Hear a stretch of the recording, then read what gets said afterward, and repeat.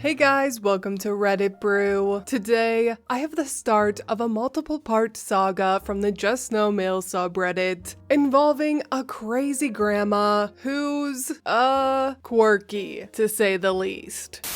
Join me live as I open my grandmother's Christmas present. I've sort of a little bit, but I need to finish it, introduced my maternal grandmother to this sub, but mostly from my mother's perspective. So I thought this would be the perfect way to give you all a snapshot of my grandmother's behavior towards me without delving into years of backstory that I don't have time for right now. The background I will give you is that my grandmother doesn't always give gifts to her grandchildren at Christmas or our birthdays. The ones she does give us, my parents have always tried to censor. For the last few years, we've managed to talk my mother out of checking our gifts before they're given to us, as it just upsets her when she opens things from her mother to her children and finds passive-aggressive crap or outright rubbish. This hasn't been a problem for the last 3 or so years, as we haven't received anything from her until this year. I volunteered to work over Christmas, so today has been the first real opportunity to sit down and open presents. I've left my grandmother's gift until last, so that you can join me in opening it. By now, you've all probably guessed that it's something ridiculous, or I wouldn't be making this post.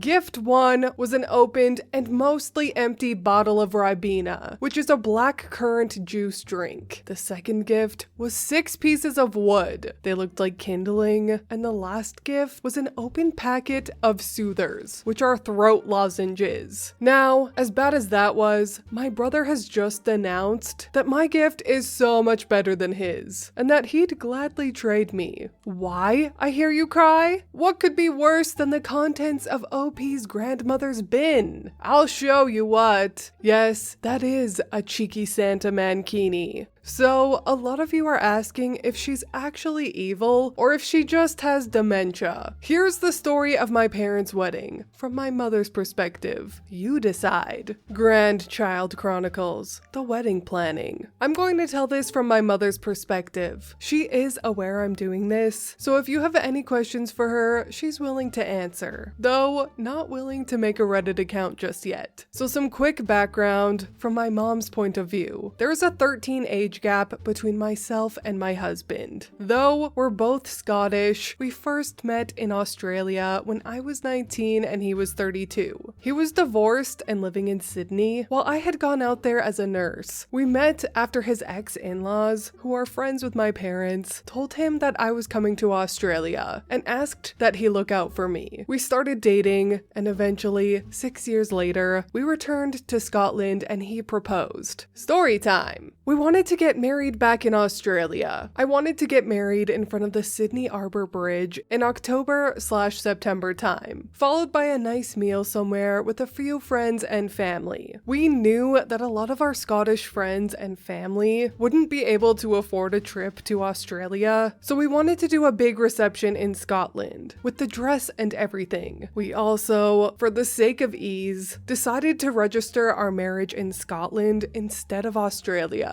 This meant signing the papers when we returned from Australia. I had a good friend in Sydney, who I asked to be my bridesmaid, start looking for a minister and coordinate things from that end, and once we had a date set, we started planning our Scottish reception. It was going to be in a hotel, and they pretty much supplied everything, even the band, and the room held 400, and it was set for 4 days after we planned to return from Australia. My mother wanted nothing to do with the wedding. Every time the conversation came up, she unsubtly changed the conversation or left the room. She told everyone that I didn't want her involved, so my husband and I were fielding flying monkeys left, right, and center. She refused to save any money for the trip to Australia, to the point that we offered to pay for her and my father's flights. She tried to talk both me and my husband out of the wedding. She told both of us, separately, that the age difference was creepy and embarrassing, and that my husband would cheat on me like he did to his first wife. She cheated on him. My dad was at a loss. He was very used to her passive-aggressive bullshit.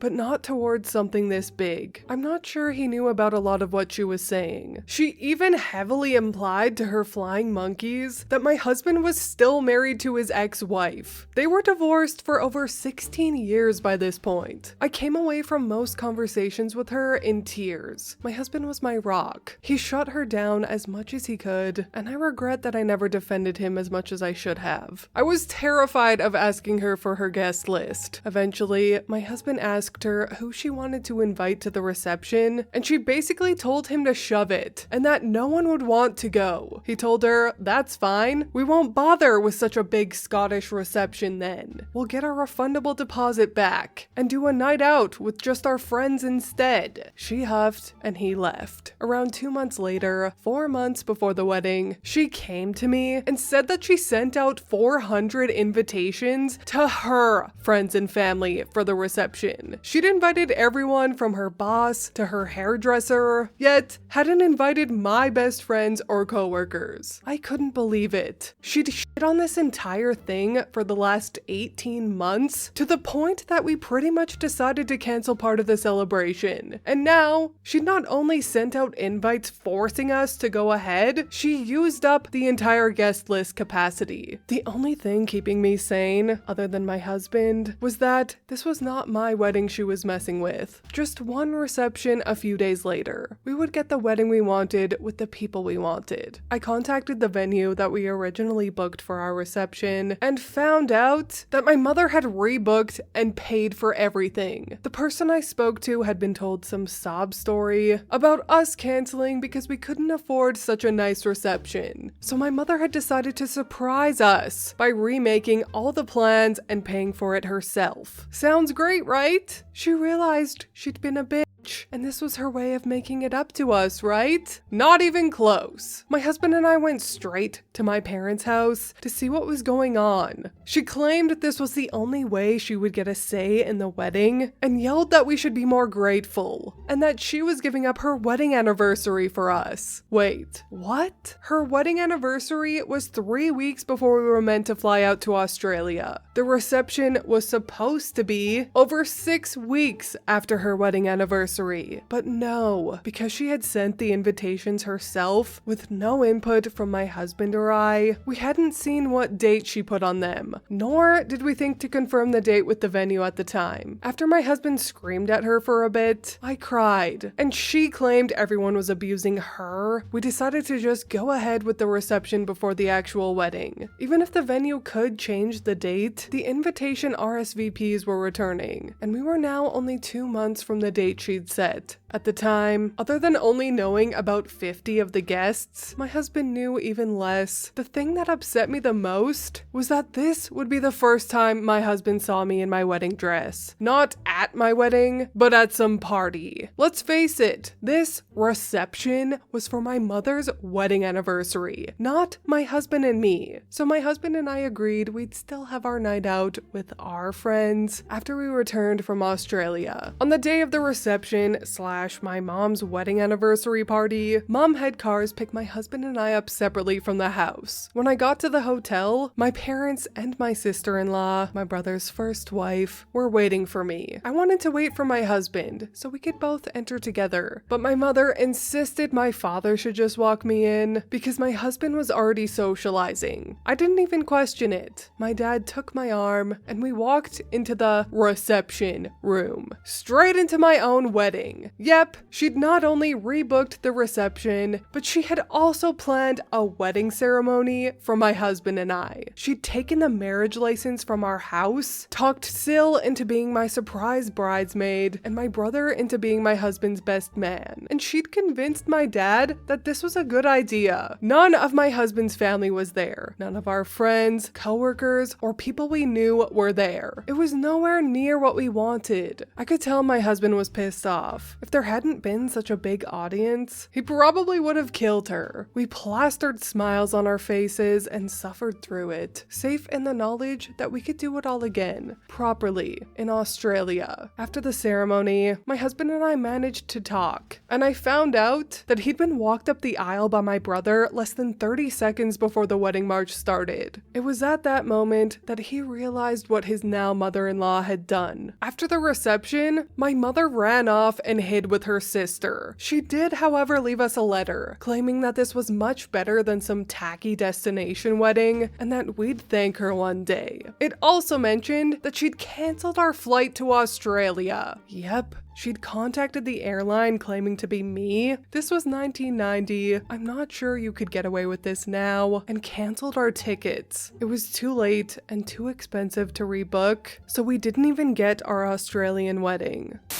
Ay caramba. Okay, first, let's address the mankini. Who sees this and thinks, yes, this is the perfect gift for my grandson? I'll be honest, I was also leaning toward grandma having dementia until I read that wedding story. What a vile, selfish, narcissistic woman this grandmother is. If I were OP's mom and my mother completely hijacked and ruined my wedding like that, I would be going immediate no contact. Forever. In fact, someone in the comments says just this. What? I mean, how is this not instant no contact? Beyond no contact. This is you are now dead to me level of insane right here. To which OP replies, they went no contact for a few months, then fell pregnant with me. They fell into the trap of our kids should know their family. Plus, my mother didn't want to stop seeing my grandfather, which is why we are still in contact with her. I mean, honestly, if granddad weren't in the picture, I would say that OP would have been so much better off not knowing this woman. But it's always difficult when the just know family member has a tag along, such as a husband or a child, that you care about, so you're forced to remain in contact with the just know so that you can have a relationship with the attached family member. It's too bad that grandpa didn't just divorce her booty in the 90s, and they all could have lived such nice, peaceful lives. It's never too late, Grandpa.